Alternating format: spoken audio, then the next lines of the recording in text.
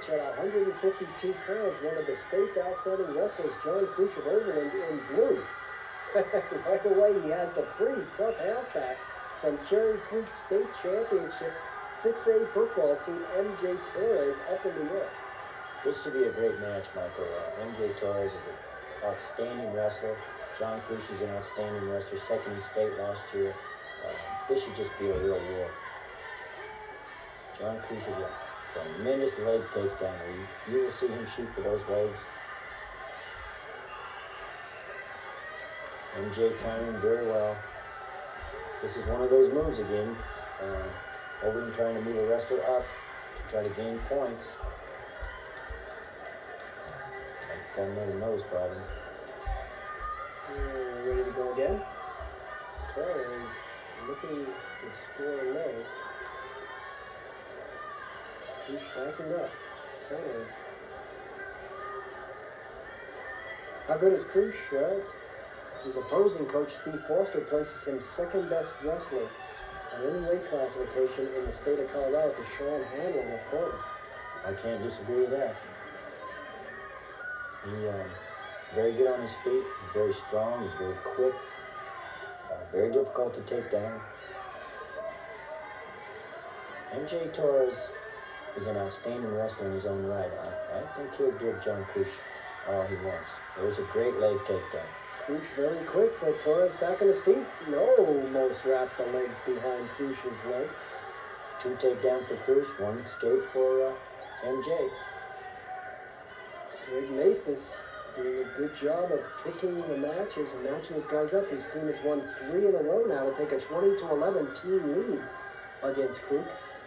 And they're, of course, favored here in a match of 152 pounders to win the 4th one in a row tonight.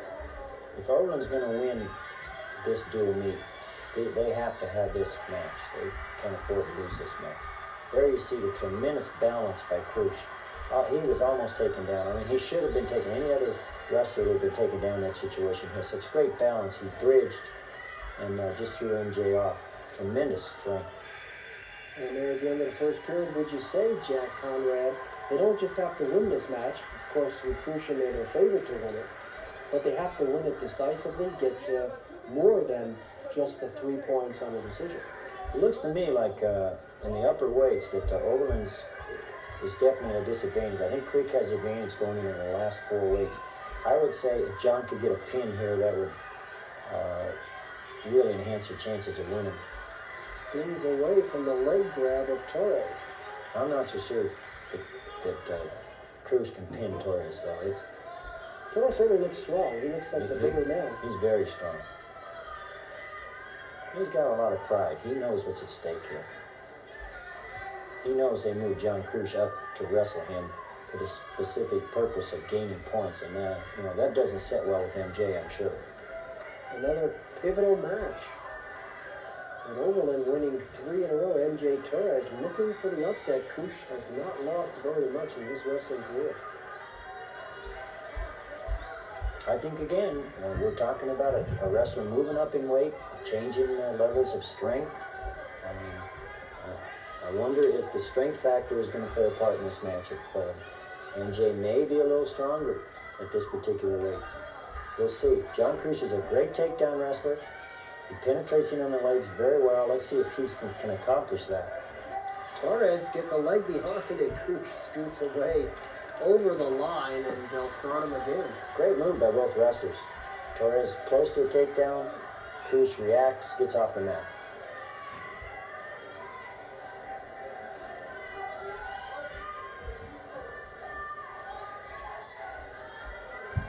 Just tying up here, one man look. It's called a shuck. He's trying to shuck him and go behind him, get advantage. And end of 1 period. I believe that's a stalling period there, a stalling warning there, Michael. Not the end of the period. He's warning the Overland wrestler for stalling. There's a shoot for the legs. I think right now, the strength factor is coming into play, because I've never seen John Crush shooting for a leg takedown like that and not be able to accomplish it. I think the strength of MJ is bothering me. Strong and quick.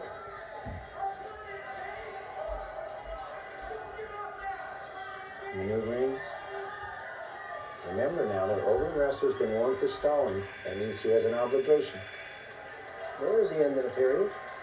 Sean Hammond is the wrestler we talked about as being considered the best in the state of Colorado, at least according to some of the coaches here today. And he raised an interesting question. He'd like to wrestle here in Colorado, but University of Colorado does not have a wrestling program anymore. That's exactly right, Michael. They dropped it a few years ago. They were on their way to having a potentially very fine wrestling team, recruited a lot of Colorado kids, and dropped the program. So kids like Hamlin have to go out of state. It's been an outstanding program. He's being recruited by Nebraska, Oklahoma, and Arizona State, and would rather wrestle here. And this is a good state for amateur wrestlers. Adams State has won the NAIA tournament a number of times. Northern Colorado ranked 5th now in small college wrestling. To watch Krush battle with Torres in the red for Cherry Creek. There's a head and arm. Didn't make it. Very, very fast move by MJ Torres on a head and arm. Tries it. That's a 12. That's a combination move where you get the takedown, use to get back points. That was a nice try. Krush countered it.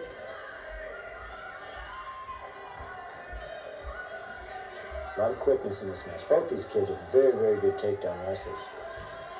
That's where most of the excitement comes in wrestling is takedowns. And they're both very good. Therefore, it's pretty tough for either one to take the other one down. Back at it. Try for a double leg.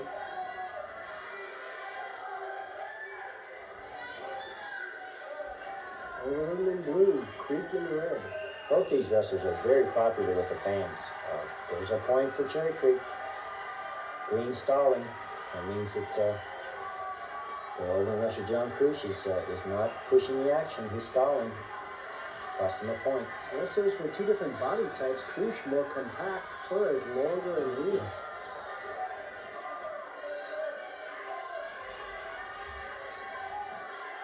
This is getting pretty intense right here. Both wrestlers trying to score a point, trying to get a takedown. Very close in the scoring, and that has to be a bit of an upset for Torres against the reputed star, Krush. I would think that Torres has got to be happy being in this position right now, having a chance to win the match.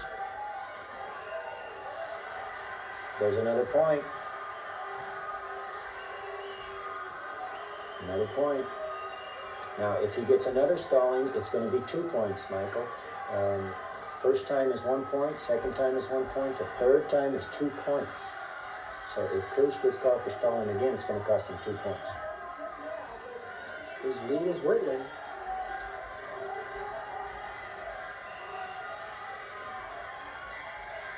That's a good move. That's a good move to get the referee off your case about stalling. You shoot in, grab an ankle, grab a leg, press in. Gotta make. There's another nice one. Torres dancing away from the toe horns. What a great match. What a great match. And they're over the circle again. Out of bounds. Out of bounds. Didn't get the takedown because they're out of bounds. Torres frustrated, feeling he had an advantage. A lot of intensity right now. Both of these kids feel that they've got the match on their shoulders. Torres coming on late. Outstanding match. Got to get control. Got to get out the back. Referee stops it. Here, that was going to be advantage. They still got some blood coming out of MJ's mouth. And the blood is cleaned up. We've got a repaired wrestler out there. We're tied at 3 starting points. Of course, John Krush an early lead. Torres coming back over again. I believe what's happening here, I believe the referee's going to award a point to John Krush on an illegal headlock.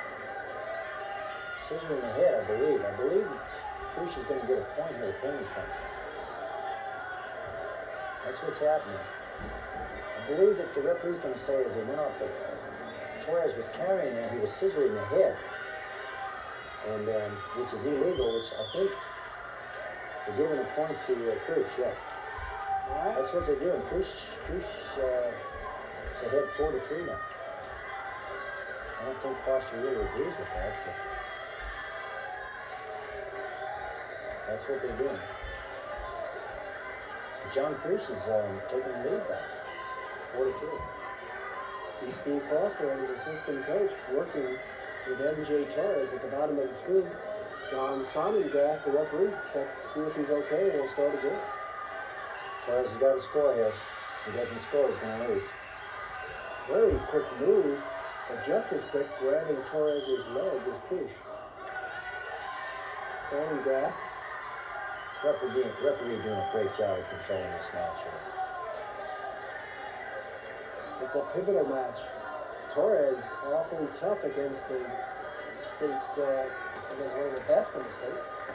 Overland doesn't win this match, Michael. They don't have a chance of winning a duel, so they got the lead here. They've got to win it. They've got their star. They placed him up in weight, thinking they can win. Torres has proved a tough opponent. Takedown by Krush. 6-3 lead. 6-3. There's an escape. 6-4. Just got to hold him up. There it is, 6-4. It's all over. John Krush a winner, and that pushes Cherry Creek down 12 actually. It's an Overland 23-11 lead.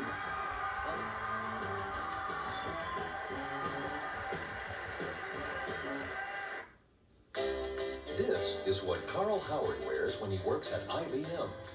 And this is what he wears as a volunteer fireman for the West Douglas County Fire District. IBM has supported his work at the firehouse with a grant for a personal computer. It's one of more than 450 grants we've given over the past 3 years to support the work of IBM volunteers in Colorado. Carl Howard, just one of the IBM people working in Colorado who are working for Colorado. All right, Michael, down here with the man they have nicknamed Troll, judging by his headgear there. What's it like wrestling against your close friend, MJ Torres, like that? It's hard. I gotta admit, it's real hard. It's the third time. Last year, and every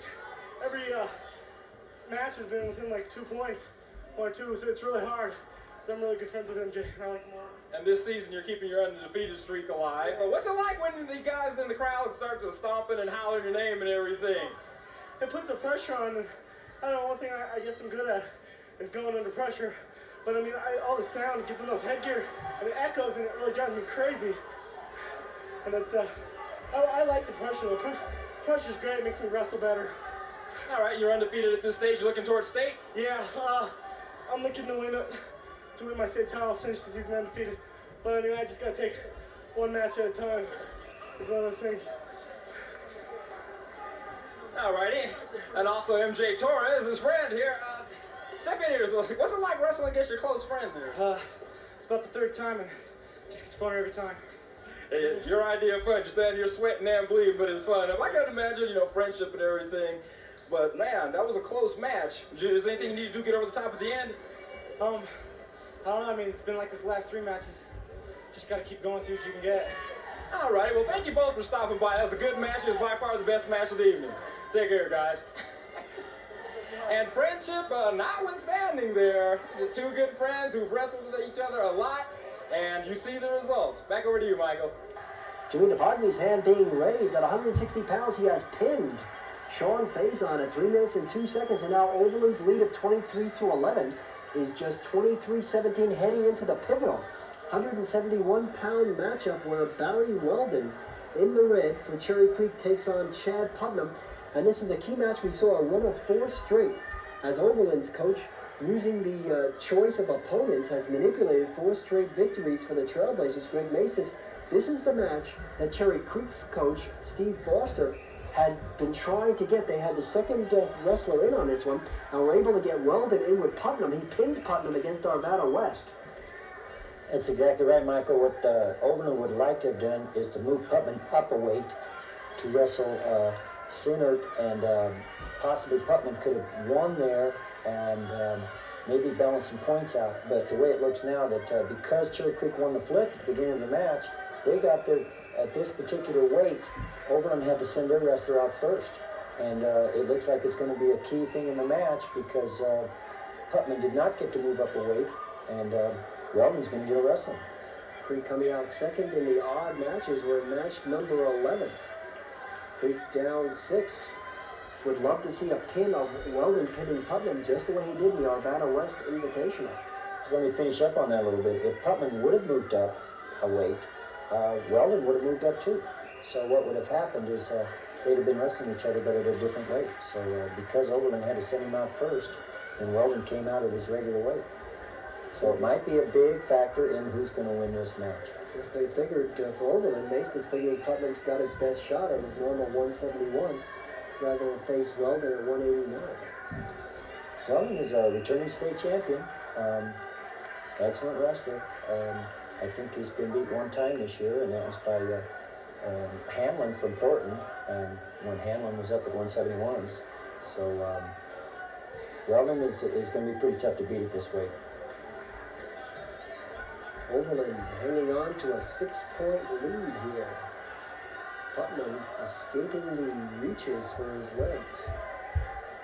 We just went through the strong part of Overland's team, and those weights we just came through, and now we're looking at the strong part of Cherry Creek's team. So it's going to be interesting to see if it bears out that they can hold up their end of the bargain as far as being the strength of your team. So Battle of seniors. And there's the end of period 1. no points. Putnam did a great job staying away from Weldon, not letting him take him down. Right now, the strategy for Creek not paying off. I think it would be a tremendous victory for Putnam to win, which I don't think will happen. But it would be a tremendous happening for Overland, for Putnam, just to not get pinned. And Weldon looking very strong, spinning away and escape. 1 point escape.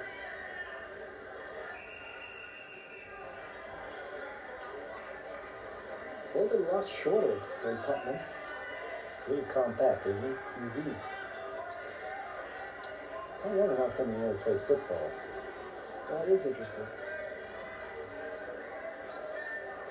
Not much going on right now. Weldon doing all the actual offensive moves here. I think Chad's is trying to hold him off and Escaped the problem of being pinned last time. yeah, that's the point. Cherry Creek just got a point. Putnam's warned for stalling, kept on stalling, and Weldon just got a point. 2-0 lead for Creek. Decision here, a close decision, would cut Overland's lead in half from 23-17 to 23-20. Again, Creek hoping for the pin. Weldon biding his time, I believe. He's looking for an opening. He's calculating there. There's a good fireman, but it was off the mat. Diving quickly underneath Putnam. No points. The headgear problem there again.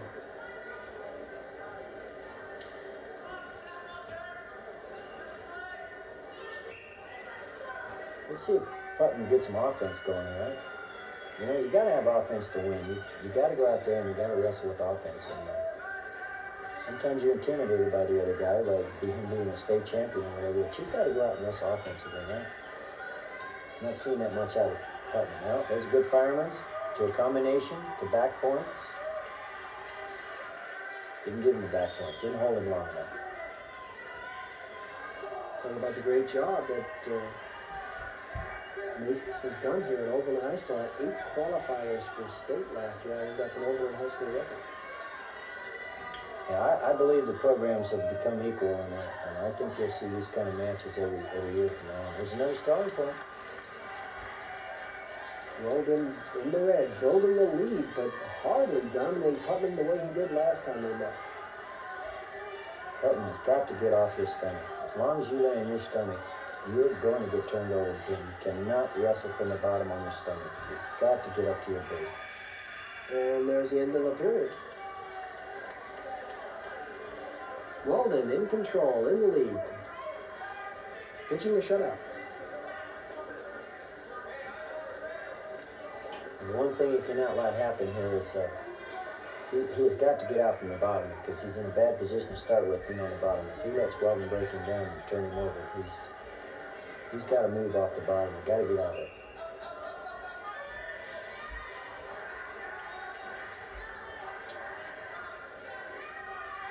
Weldon doing a good job of controlling from the top.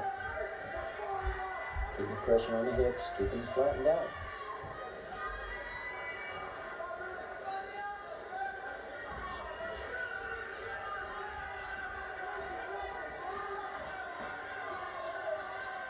Trying to get his head underneath that arm, I think, and pry that arm up and get him to his back. It's like he put a lot of pressure on that arm. Putnam looking more and more like he really wants to be a survivor. It happens sometimes in wrestling matches, especially when you're wrestling a guy that's that you feel like has overmatched you. Sometimes you just want to survive rather than win. Of course, avoiding the pin would be crucial for Overland's hopes for a victory here. Be a big factor. Tie for Creek, a pin for Creek would tie the match with 2 matches to go. Better watch out here. Trouble. Back points. Weldon powering his man down, Putnam in trouble. Gotta get off his back. He gives up the pin here, the momentum, the whole match is going to switch. So close now. Don Sondergraf on the ground looking for the pin call. Checks the other shoulder. Weldon totally in control now of Putnam. Putnam look of distress in his eyes, and he's got it. Weldon with the pin, we're tied. 23-all. Creek has come back. They were down 23-11. 2 consecutive pins, and we're tied at 23 with 2 matches to go on the Challenge Center Match of the Week.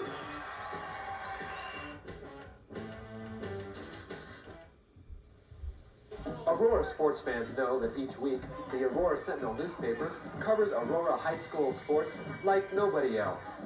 I read the Aurora Sentinel because I enjoy the sports coverage. I read the Aurora Sentinel because it's got the best coverage of high school sports. Nobody does it better than they do. It has other information on schools, telling us what is going on with other schools. Yeah, we read Aurora Sentinel. They do a good job with the local sports. The Aurora Sentinel is your local source for all the news about Aurora schools, local government, and interesting news about your neighbors. Subscribe now and you'll save 23%. Send no money, we will bill you. To subscribe, call 292-5551 right now. That's 292-5551. The Aurora Sentinel, your local source for news and information.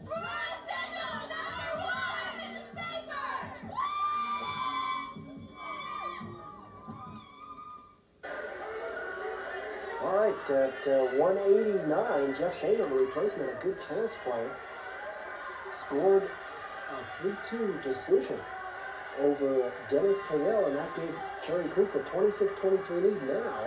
And the heavyweights looking for the pin that would wrap it up. Keller Knudsen from Creek giving up 34 pounds to Ken Brown, who's coming to 274, 1 under the limit, close to the pin. Winner of this match. A pin here, of course, would secure Creek's lead. They're up by 3, it does it, and a resounding come-from-behind victory for Cherry Creek, 32-23 with the pin by Knudsen over the heavier man, Brown.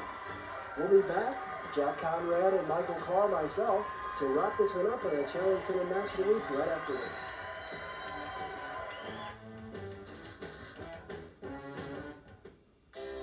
This is what Carl Howard wears when he works at IBM. And this is what he wears as a volunteer fireman for the West Douglas County Fire District. IBM has supported his work at the firehouse with a grant for a personal computer. It's one of more than 450 grants we've given over the past 3 years to support the work of IBM volunteers in Colorado. Carl Howard, just one of the IBM people working in Colorado who are working for Colorado. Second-ranked Overland made a good run, but they fall 32-23 in varsity wrestling to third-ranked Cherry Creek.